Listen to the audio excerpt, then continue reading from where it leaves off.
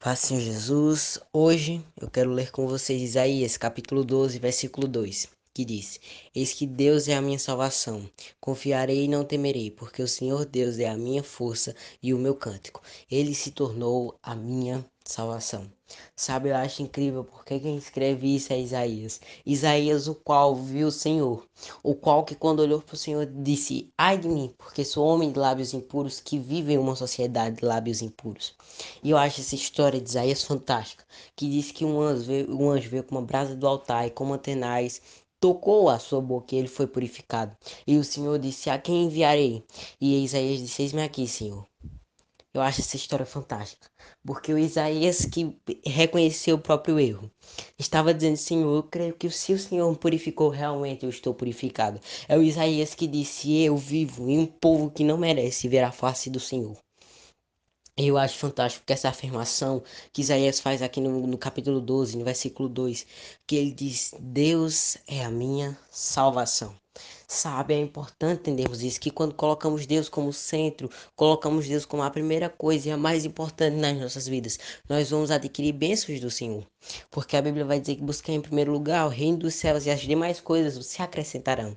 E eu acho fantástico porque a Bíblia está dizendo: olha, não se preocupe com o que você pode fazer, mas se preocupe com o que Deus pode fazer por você. O problema é que muitas vezes nós dizemos: mas eu não tenho força para isso, eu não tenho capacidade para isso. Enquanto nós dizemos isso, que não temos capacidade, Deus está olhando para a gente dizendo: se eu te mandei é porque você tem.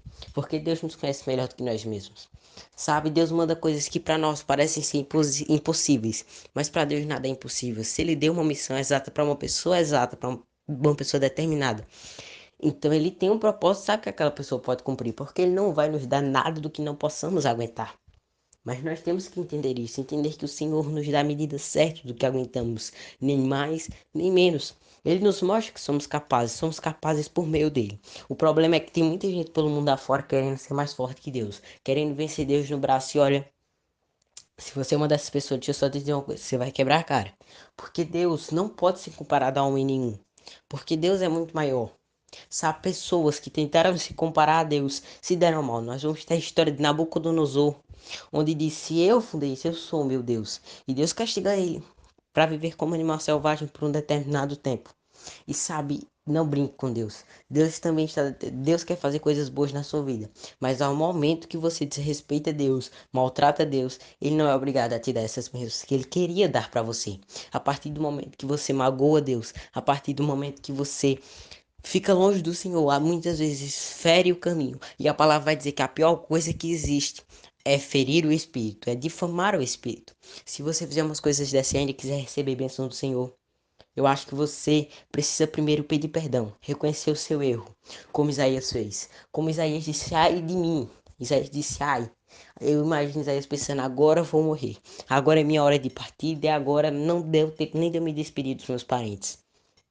Mas sabe, Isaías disse: Ai de mim, que sou homem de lábios impuros. Ele reconheceu o erro. Se você está errado, reconheça o seu erro. Nós nunca estamos 100% certos. Sempre erramos em algum ponto-chave. Mas a questão é se nós temos pedido perdão pelos erros que cometemos, uns para com os outros e principalmente para com Deus. Eu acho fantástico que ele diz: Deus é a minha salvação. Confiarei e não temerei, porque Senhor Deus é a minha força e o meu cântico. E ele se tornou a minha salvação. Eu acho esse texto fantástico, porque diz: olha, eu encontrei com o Senhor. Basicamente, ele está dizendo: encontrei com o Senhor e agora ele é a minha salvação. Agora eu sei que não há nada mais salvador do que Deus. E Deus quer me salvar. Sabe, não é diferente com você. Deus quer te salvar. Basta apenas abrir o seu coração e escutar a voz do Senhor. Abra o seu coração, esteja disposto a ouvir a voz do Senhor, que com certeza Ele quer te falar algo. A palavra do Senhor vai dizer que Deus tem coisas grandes para nos revelar a nosso respeito. Então escute o Senhor. E eu gostaria de encerrar com um texto que para mim é um dos mais importantes, que é o seguinte: vocês me buscarão e me acharão, se me buscarem de todo o vosso coração. Busque ao Senhor de todo o coração, busque ao Senhor com toda a força que você tem. Deixe as demais coisas de lado e foque no Senhor e lembre: Deus é a sua única salvação. Você não tem outro caminho para ir para o céu. Se não for por Deus, você não vai por nenhum outro caminho. Porque Jesus disse: Eu sou o caminho, a verdade e a vida. Ninguém vem ao Pai a não ser por mim. E o próprio Cristo vai dizer que quem quer vir após mim, negue-se a si mesmo e tome a sua cruz. Então está na hora de você tomar a sua cruz, negar a si mesmo e seguir o caminho que Deus quer para você e não o que você quer. Que Deus abençoe você e até amanhã.